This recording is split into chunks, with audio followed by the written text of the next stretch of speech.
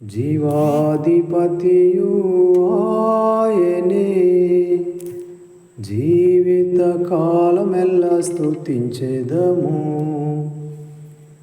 ఆయనే నా సంగీతము, బలమైన కోటయును.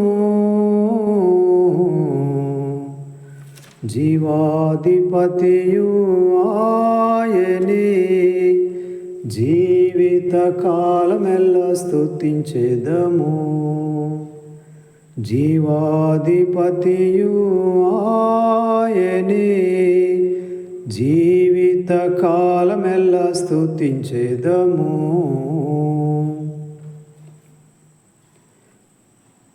ప్రభునామలో మీకందరికీ పేరు పేరున వందనాలమ్మ. దేవునికి స్తోత్రములు.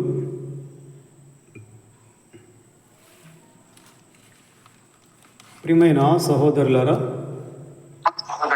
లూకా సువార్త 11వ అధ్యాయము 37వ వచనం నుండి మత సంబంధమైన వేషధారణ గురించి ప్రభు బహిరంగంగా హెచ్చరించినాడు. ఆయన మాట్లాడుచుండగా ఒక పరిసయ్యుడు తనతో కూడా భోజనము చేయుమని ఆయనను పిలువగా ఆయన లోపలికి వెళ్ళి భోజన పంక్తిని కూర్చుండెను. ఆయన భోజనమునకు ముందుగా స్నానము చేయలేదని ఆ పరిసయ్యుడు చూచి ఆశ్చర్యపడెను. అందుకు ప్రభు ఇట్లనెను, పరిసయ్యులైన మీరు గిన్నెయు పల్లెమును వెలుపల శుద్ధి చేయుదురు గాని మీ అంతరంగము దోపుతోనూ చెడుతనంతోనూ నిండి ఉన్నది. అవివేకులారా, వెలుపలి భాగమును చేసినవాడు లోపటి భాగమును చేయలేదా? కాగా మీకు కలిగినవి ధర్మము చేయుడి, అప్పుడు మీకన్నీయు శుద్ధిగా ఉండును. ఒక పరిసయ్యులు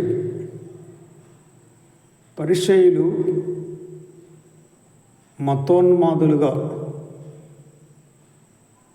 ప్రవర్తించేవారు.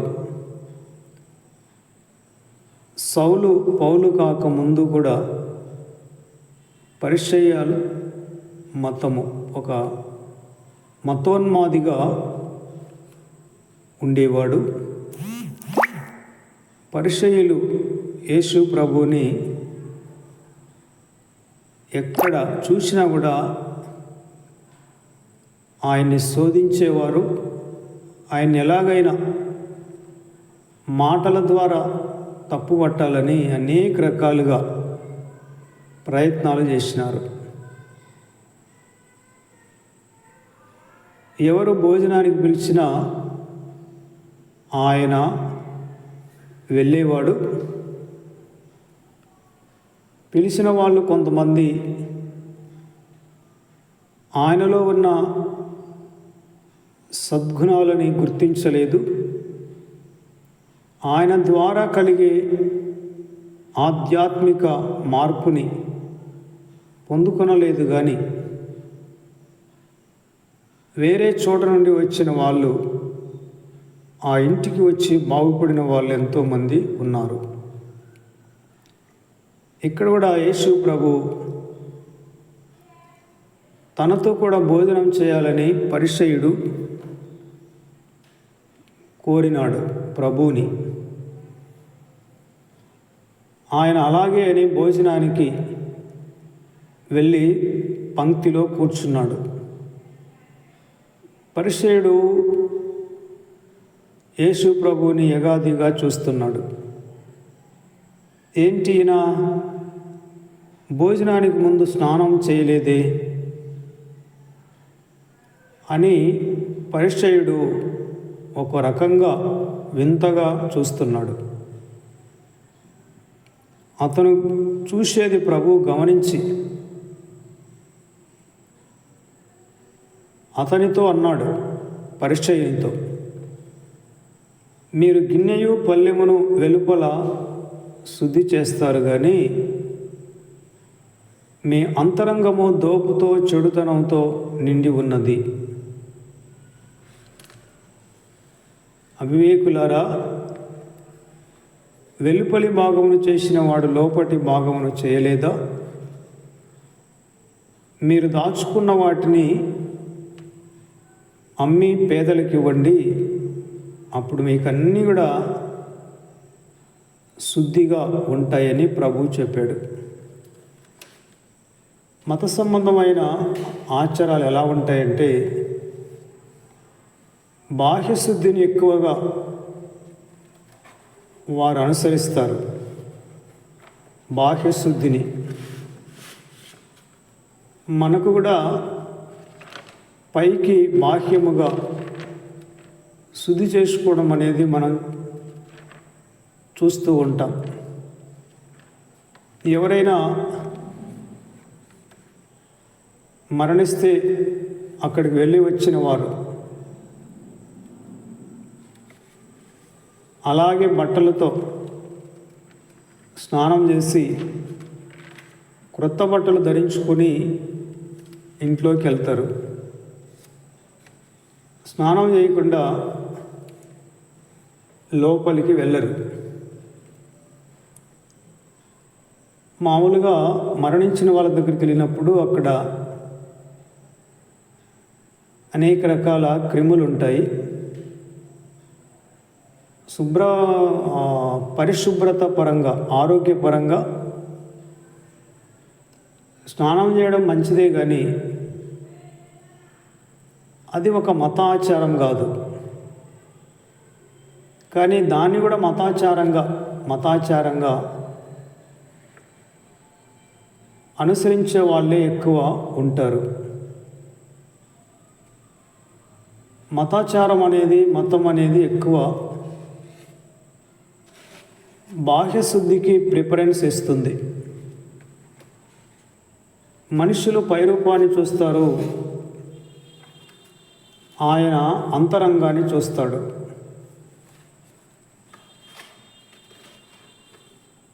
అంతరంగ శుద్ధి అనేది మనిషి జీవితానికి నిత్య జీవాన్ని, విలువైన ప్రభావాన్ని కలగచేస్తుంది. బాహ్యశుద్ధి మంచిదే, కానీ బాహ్యశుద్ధి మాత్రమే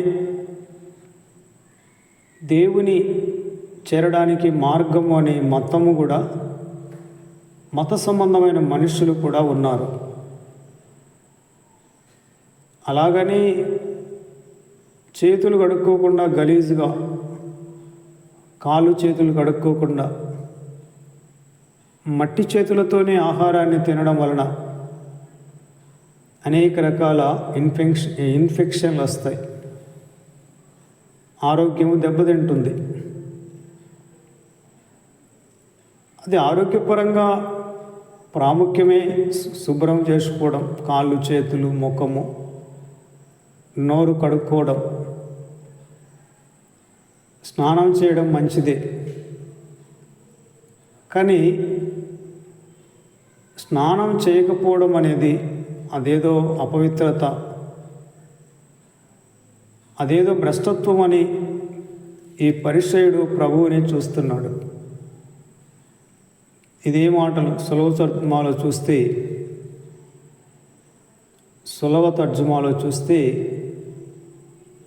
ఒక పరిసయ్యుడు యేసును తన ఇంటికి ఆహ్వానించినాడు. యేసు అతని ఇంటికి వెళ్ళి భోజనానికి కూర్చొని ఉన్నాడు. యేసు భోజనానికి ముందు చేతులు కడుక్కోకుండా కూర్చోవటం గమనించి పరిసయ్యునికి ఆశ్చర్యము వేసినది. మనకున్న తర్జుమాలో భోజనానికి ముందు స్నానం చేయలేదని ఆ పరిసయ్యుడు చూచి ఆశ్చర్యపడినాడని ఉంది. సులభ తర్జుమాలో భోజనానికి ముందు యేసు చేతులు కడుక్కోకుండా కూర్చోవడం గమనించి పరిసయ్యునికి ఆశ్చర్యం వేసింది. చేతులు కడుక్కోకుండా ఆయన చేతులు ఏమీ తాకుతాయి? ఆయన చేతులు ఎంతో పరిశుభ్రంగా ఉంటాయి. పైగా అతను చేతులు కడుక్కోలేదు, కాళ్ళు కడుక్కోలేదు అంటున్నాడు. కానీ అక్కడ లూకాసు వార్తలో ముందు భాగాల్లో పాపాత్ములైన స్త్రీ గురించి ప్రస్తావన వచ్చినప్పుడు అక్కడ కూడా కనానీయుడైన పరిసయ్యుడని ఒక అతని ఇంటికి వెళ్తాడు. కానీ అతను భోజనానికి పిలిచాడు, కానీ ప్రభువుని కాళ్ళకు చేతులకి కడుక్కోవడానికి నీళ్ళు ఇవ్వలేదు. ప్రత్యేకంగా ఆ విషయాన్ని ప్రభువు చెప్పాడు. నువ్వు నీళ్ళు ఇస్తే ఎందుకు కడుక్కోడైనా? పరిసయ్యులు ఏదో ఒక రకంగా ఏదో ఒక మాట అనాల అనేసి ఎప్పుడూ వారు కనిపెట్టుకొని ఉంటారు. ప్రియమైన సహోదరులారా,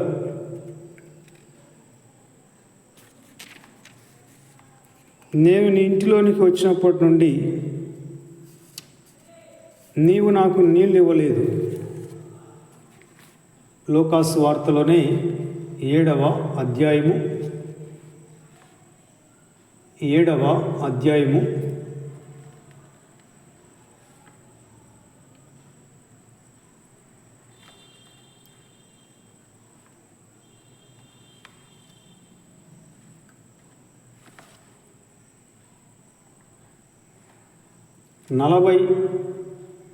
44వ వచనం.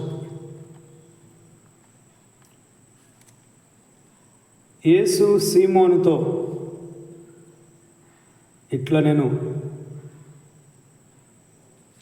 ఈ స్త్రీని చూచుచున్నావే, నేను నీ ఇంటిలోనికి రాగా నీవు నా పాదములకు నీళ్లు ఇయ్యలేదు, కానీ ఈమె తన కన్నీళ్లతో నా పాదములను తడిపి తన తల వెంట్రుకలతో తుడిచెను.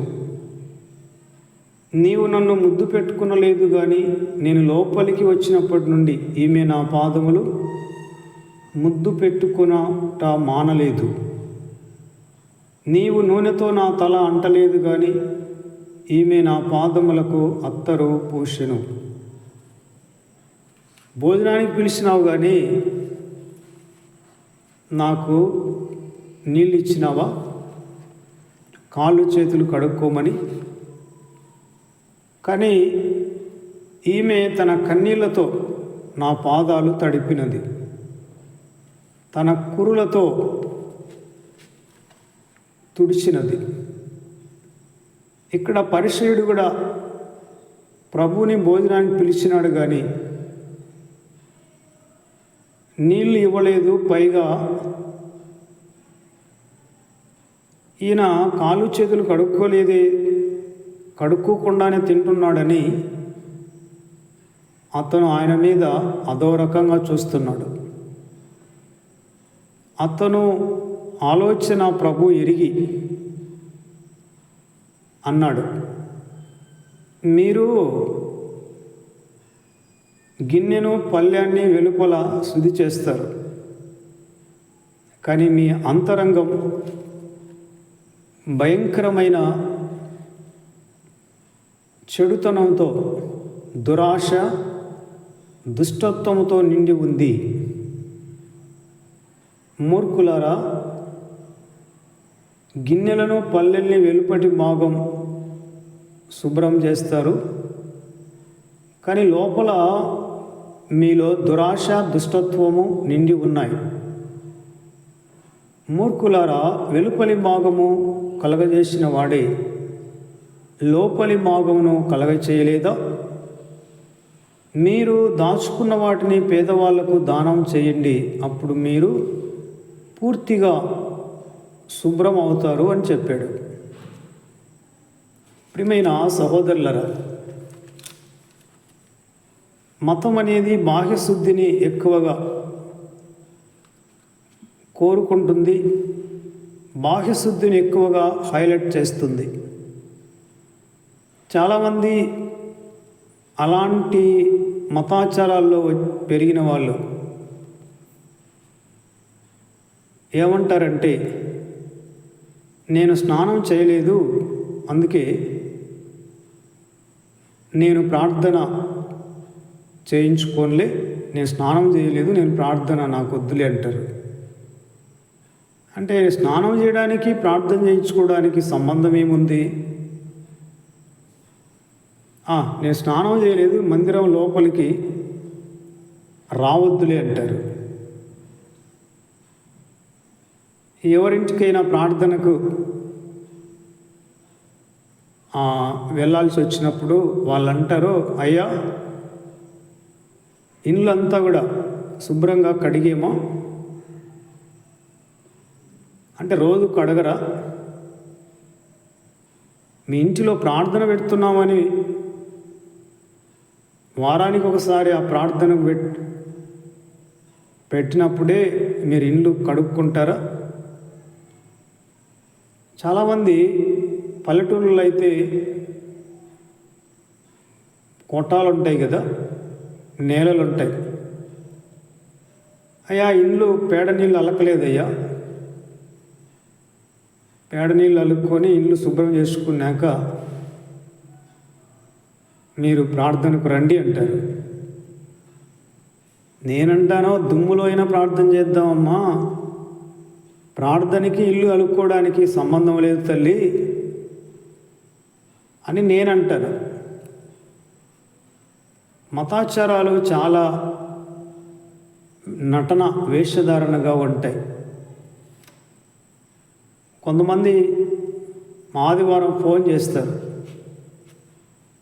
అయ్యా మా బంధువులు ఆమె చనిపోయింది, ముసలామె, ఈరోజు నేను బల్ల తీసుకోవచ్చా అంటారు. నేను వెరిగా నవ్వుతాను. ఎందుకు తీసుకోకూడదమ్మా?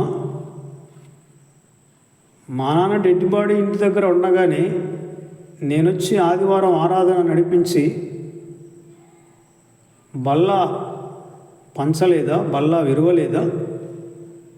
ఆరాధన అయిపోయిన తర్వాత మళ్ళీ మా నాన్నని సమాధి కార్యక్రమాలు చేయలేదా? అంటే నేను మతాచారాల్లో పెరగలేదు, అసలు అవి నాకు తెలియదు. నేను ఒకటేసారి అసలైన మార్గంలోనికి వచ్చాను. నేను ఏదైనా అది యథార్థంగా ఉండాలి, పరిశుద్ధంగా ఉండాలి, నన్ను సవాల్ చేసేదిగా ఉండాలి. అంటే నాకంటే మించినది, నన్ను సవాల్ చేసినదై ఉండాలి. ఈ లోకంలో అలాంటిది ఏదైనా ఉంది అంటే అది ప్రభువైన యేసుక్రీస్తు పరిశుద్ధ మార్గం. యేసు ప్రభు యొక్క జీవితం ఈ లోకంలో ప్రతి ఒక్కరికి సవాల్, ప్రతి ఒక్కరికి సవాల్. నీ చేతనవుతే ఇంత మంచిగా జీవించు, నువ్వు మంచోని అంటున్నావు, నీలో వాక్యానుసారమైన మంచితనం, యేసు క్రీస్తులో ఉన్న మంచి గుణాలు మానవాళి అంతటికీ ఒక సవాల్. అందుకే యేసు ప్రభు నాకు బాగా నచ్చాడు. నచ్చడము అంటే ఇంకా వేరే గతి లేదు, వేరే ఆప్షన్ లేదు. యథార్థముగా ప్రవర్తించే వారికి ఆయన మాటలు క్షేమ సాధనములు. సత్యాన్ని వెదికే వారికి, నిత్య జీవాన్ని వెదికే వారికి, నిత్యానందమును వెదికే వారికి, అంతరంగ శుద్ధిని వెదికే వారికి, వాస్తవాన్ని వెదికే వారికి ప్రభువైన యేసుక్రీస్తు ఒక ఆదర్శం, ఒక సవాల్. ప్రియమైన సహోదరులారా, యేసు ప్రభు దగ్గరికి రాకముందు నేను కల్పితమైన వాటిలో, కల్తీలో నేను బ్రతకలేదు. అసలు నేను వాటికి ఎప్పుడు మొక్కలేదు, వాటి జోలికి నేను ఎప్పుడు వెళ్ళలేదు. ఏదైనా కూడా అది నన్ను మించినదై ఉండాలి. ఆ జీవితం ఒక సవాలుకరంగా ఉండాలి. సవాలుకరంగానే కాదు, నేను అలా బ్రతకడానికి నాకు సహాయం చేసే ప్రభావాన్ని కూడా ఇవ్వగలిగిన మార్గమై ఉండాలి. ఈ లోకంలో మనిషికి అటువంటి సామర్థ్యము ప్రభు అయిన యేసుక్రీస్తులోనే దొరుకుతుంది. మతం అనేది బాహ్య శుద్ధిని కోరుకుంటుంది. మనుషులు పైరూపాన్ని చూస్తారు, కానీ ఆయన అంతరంగాన్ని చూస్తాడు. ఈయన కాళ్ళు చేతులు కడుక్కోకుండానే భోజనం చేస్తున్నాడే, కాళ్ళు చేతులు కడుక్కోలేదని ఆయన తప్పుపడుతున్నావే, బోధకుడా ఇదిగో నీళ్ళు, కాళ్ళు చేతులు కడుక్కోండని నువ్వు ఇచ్చినావా? కాళ్ళకి చేతులకి కడుక్కోవడానికి నీళ్ళు ఇవ్వకుండానే ఈయన కాళ్ళు చేతులు కడుక్కోలేది ఏందప్ప ఆయన అని పరిసయ్యులు ఇంటికి పిలిచి, భోజనానికి పిలిచి, పెళ్ళికి పిలిచి పొగబెట్టే రకం. ఇంటికి పిలిచి మళ్ళీ ఆయన్ని తప్పులు పడతారు. అక్కడ సీమోను అనే పరిసయ్యుడు ప్రభువుని పిలిచాడు కదా, అక్కడికి పాపాత్మురాలు వచ్చింది ఆ ఇంటికి. ఆమె యేసు ప్రభు పాదాలు తాకుతుంటే ఆ పరిసయ్యుడు అనుకుంటాడు, ఈయన మా పితరులు ఎదురు చూసే మెస్సయా అయితే, ఆ ప్రవక్త అయితే, మెస్సయా అయితే నిజంగా ఈమె ఎటువంటిదో ఈయనకు తెలుసు కదా. మరి ఆమె పాపాత్మురాలైన స్త్రీ, భ్రష్టమైనది, అపవిత్రమైన వ్యక్తి ఆమె. మరి ఈయన పరిశుద్ధుడైతే ఆమెనెందుకు తాకనిచ్చినాడు? ఆమె తాకుతే ఈయన అపవిత్రం అయిపోతాడు కదా. ఆమె తాకుతానే అపవిత్రం అయిపోతాడా? మతం అంటే ఇదే. మతం అంటే ఇదే. అపవిత్రత అనేది బయట నుండి రాదు. అపవిత్రత అనేది మన హృదయంలో నుండి వస్తుంది. ప్రియమైన సహోదరులారా, క్రీస్తునందు బయట నుండి ఎక్కడ కూడా అపవిత్రతని మనము నమ్మకూడదు. క్రీస్తునందు లేని వారికి బయట నుండి అపవిత్రత వస్తుంది అని, లోపల ఉండే భయంకరమైన దుర్నీతి, దుష్టత్వం, దురాశ, స్వార్థపూరితమైన ఇచ్చలు, అసూయ, కలహం, మత్సరం, విమత్తములు, భేదములు, ధనాపేక్ష, ఈ సకల దుర్నీతిని మతంలో ఉండేవారు ఏమాత్రం కూడా గుర్తించరు. ఒక ఆయనకు వాళ్ళ కుమార్తెకి నేనే 100 కిలోమీటర్ల దూరం వెళ్ళి ఒక రోజంతా అక్కడ ఉండి వాళ్ళ కుమార్తె తరపున పెళ్ళికి పెద్దగా ఉండి ఖాయం చేసి వస్తే, నిశ్చయం చేసి వస్తే, ఆ పెళ్ళి కుమార్తె తండ్రి తన కుమార్తె పెళ్ళి పత్రిక ఇవ్వడానికి వచ్చినప్పుడు, సరిగ్గా వారం కిందట మా నాన్న మరణించి ఉన్నాడు. అప్పుడు అతను మా ఇంటికి పత్రిక ఇవ్వడానికి రాలేదు. ఎందుకంటే వాళ్ళ నాన్న మరణించినాడు కదా అనేసి మాకు ఇవ్వకోకుండా మా అక్క వాళ్ళకి చెల్లిపోయినాడు. నిజంగా నాకు అది చాలా బాధ అనిపించింది. బాధ అంటే అపవిత్రత అంటే ఏంటి? ఇంట్లో మరణించిన వ్యక్తి, అదేదో కార్యక్రమం ఉంటుంది కదా, 2 వారాలకి 14 రోజులకి 21 రోజులకి అట్లా. ఆ కార్యక్రమం చేస్తానే ఇంకా ఇల్లంతా పరిశుద్ధం అయిపోతుందా? ఆలోపు ఇల్లు, ఆ వ్యక్తులు అపవిత్రుల, నిషేధింపబడిన వారా? దేవుని వాక్యం ఏం చెబుతున్నది? ఏ మనుష్యుడు నిషేధింపదగిన వాడని కానీ అపవిత్రుడు అని కానీ చెప్పకూడదని దేవుడు నాకు చూపించి ఉన్నాడు. పవిత్రులకు అన్నీ పవిత్రమే, అవిశ్వాసులకు అపవిత్రులకు ఏది పవిత్రము కాదు. ఎందుకు అంటే వారి మనస్సు, వారి మనస్సాక్షి అపవిత్రమైపోయింది గనుక. ప్రియమైన సహోదరులారా, మన తెలుగు రాష్ట్రాల్లో ఒక అతను బైరి నరేష్ అని మూఢనమ్మకాలని ఎండగట్టే వ్యక్తి ఉన్నాడు. కానీ మూఢనమ్మకాలను ఎండగట్టడం కాదు, అసలు యేసుప్రభువు నమ్ముకున్న వ్యక్తిలో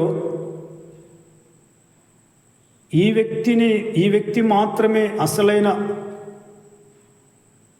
సమాజానికి సరైన మార్గాన్ని చూపించగలడు. అంటే ప్రేమతో సమాజానికి ప్రయోజనకరమైన సందేశాన్ని ఇవ్వగలడు. ప్రియమైన సహోదరులారా, మన సరిహద్దుల్లో మనము పుట్టినప్పటి నుండి మనం చూసిన అనేకమైనవి కేవలం బాహ్య సంబంధమైన శుభ్రత మాత్రమే మనం చూస్తూ ఉంటాం. కానీ అంతరంగము భయంకరమైన దుష్టత్వముతో,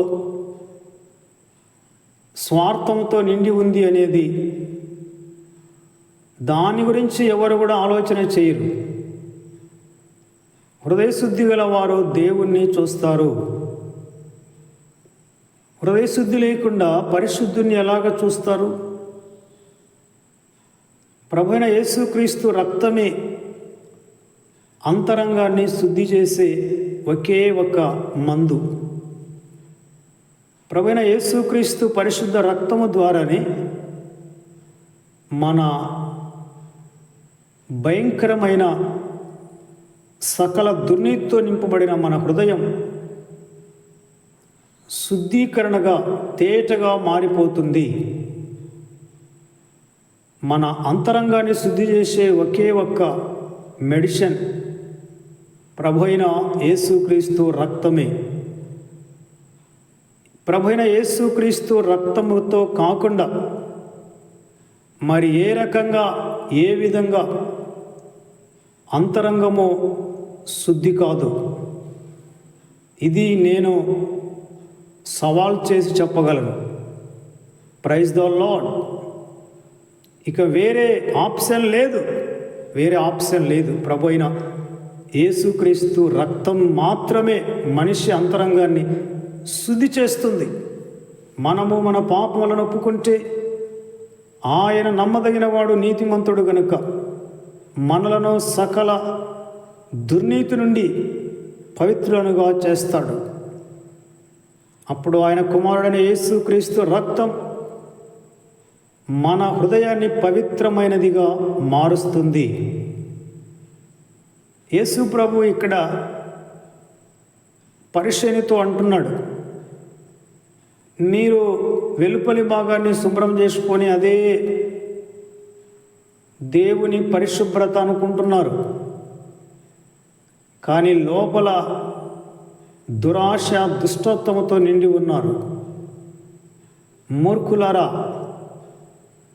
వెలుపలి భాగమును సృష్టించిన వాడే లోపలి భాగాన్ని సృష్టించలేదా?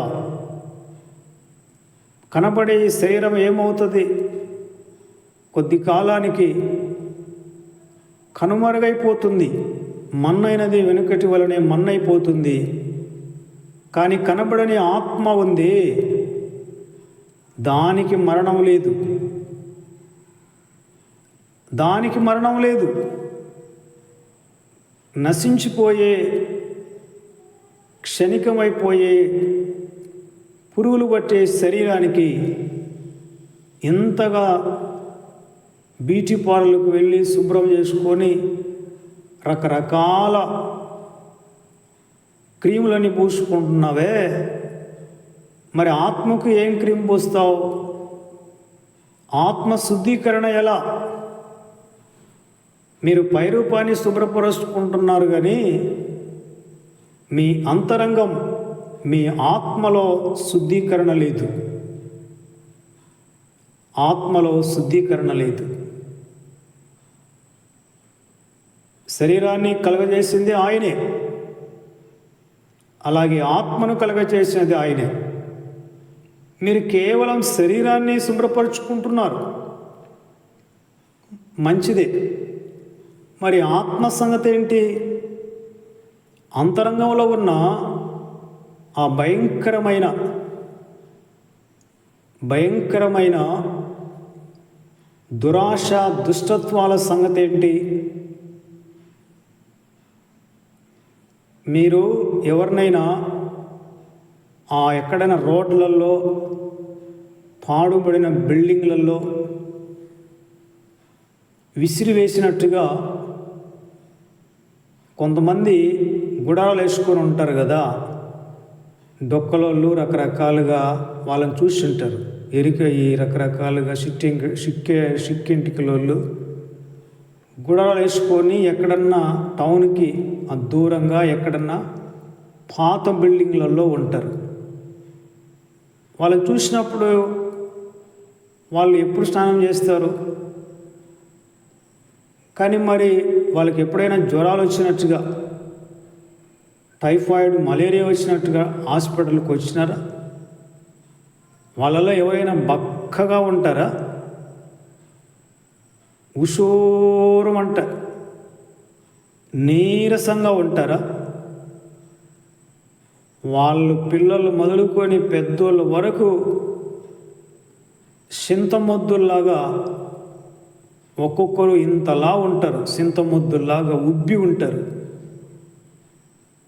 అసలు వాళ్ళు ఎంత స్ట్రాంగ్గా ఉంటారు. వాళ్ళకి ఏం తిన్నా కూడా అలాగే ఒంటికి పడుతుంది.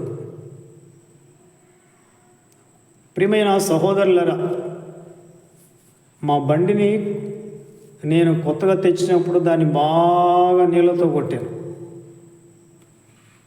నీళ్ళతో ఎంత కొట్టాననడానికి ఉదాహరణ ఏంటంటే, ఏకంగా అది పెట్రోల్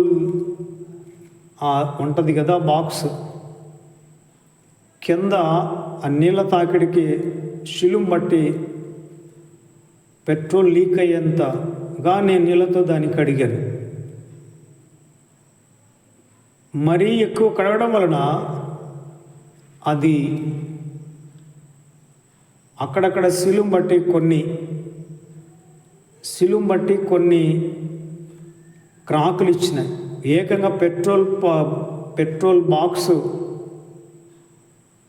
అది లీక్ అయిపోతుంది. దానికి ఎంసీలు వేసినాం. మనుషులమైన మనం ఎక్కువగా, కొంతమంది నల్లగా ఉన్న వాళ్ళు రోజుకి 7 సార్లు సబ్బేసి కడిగితే నీ ముఖం ఉండేది కూడా పోతుంది.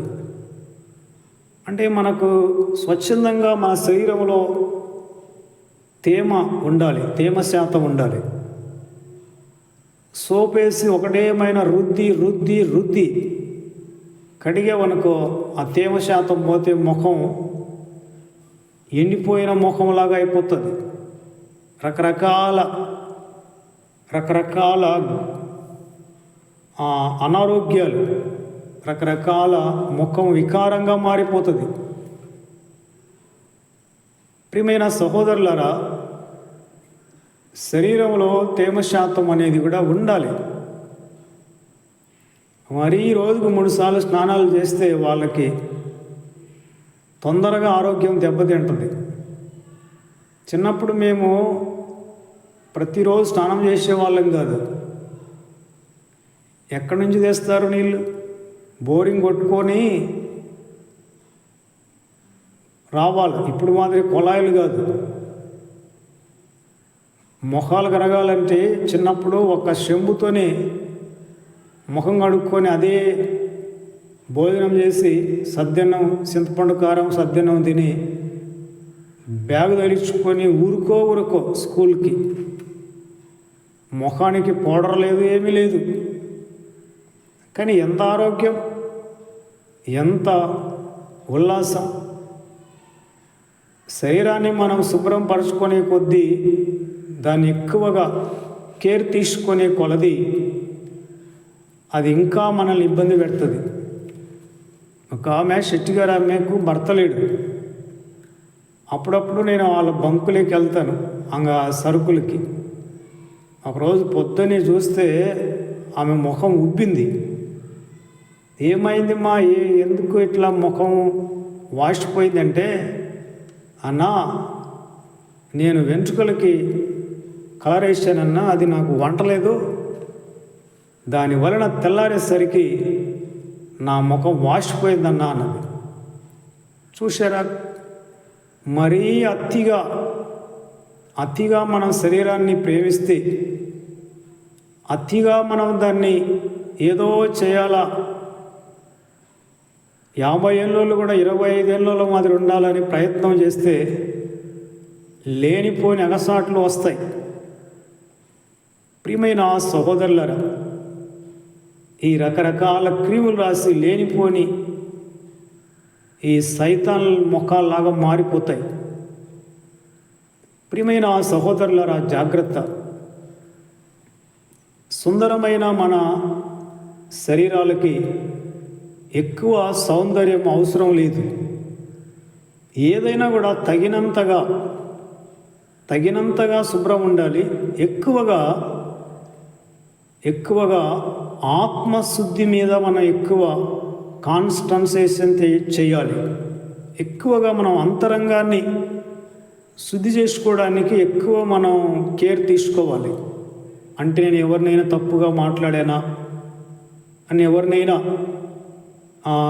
తృణీకరంగా మాట్లాడానా, మరి ఎవరి గురించైనా నేను వేరేగా చెప్పానా, నా వలన ఎవరైనా బాధపడ్డారా, ఇది మనకెంతో ప్రయోజనకరాన్ని ఇస్తుంది.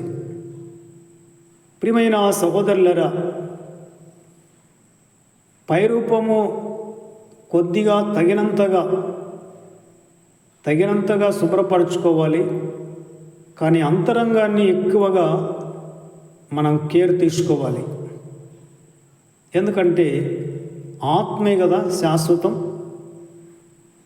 శరీరము కేవలం నిష్ప్రయోజనమైనది.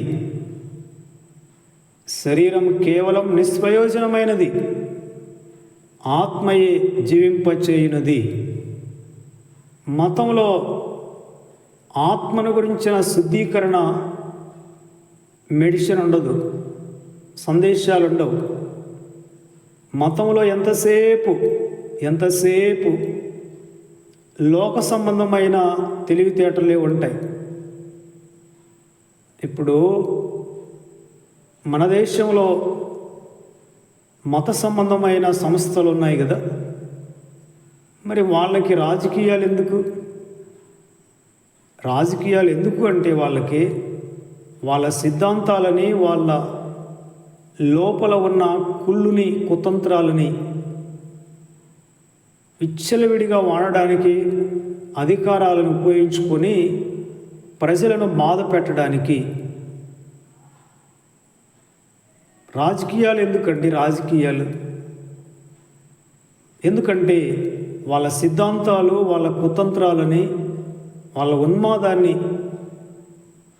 మరి పరిశుద్ధ మార్గంలో నడిచే వాళ్ళని, సమాజాన్ని ఉద్ధరించే వాళ్ళకి, సమాజానికి మేలు చేసే వాళ్ళని ఏదో ఒక రకంగా బాధ పెట్టి వాళ్ళని ఇబ్బంది పెట్టి వాళ్ళ మీద జులుం విసరాలని అధికారాన్ని వాడుకోవడానికి ఆ మత సంస్థలు తెర వెనుక పనిచేస్తూ ఉన్నాయి.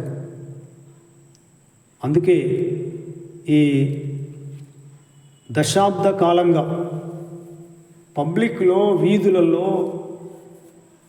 పబ్లిక్ గ్రౌండ్లలో సువార్త సభలు ఆగిపోయినాయి. 15 ఏళ్ళ కిందట ఎంత స్వేచ్ఛగా ఉండే, ఎంత విరివిగా బహిరంగంగా వాక్యము విత్తబడుతుండే. ప్రియమైన సహోదరులరా, అందుకే మనం ప్రభువా మా సరిహద్దుల్లో ప్రజలు బాహ్య సంబంధమైన శుభ్రత గురించి కాకుండా అంతరంగాన్ని శుద్ధి చేసుకొని తపన, ఆలోచన కలిగించమని మనం ప్రార్థన చేయాలి.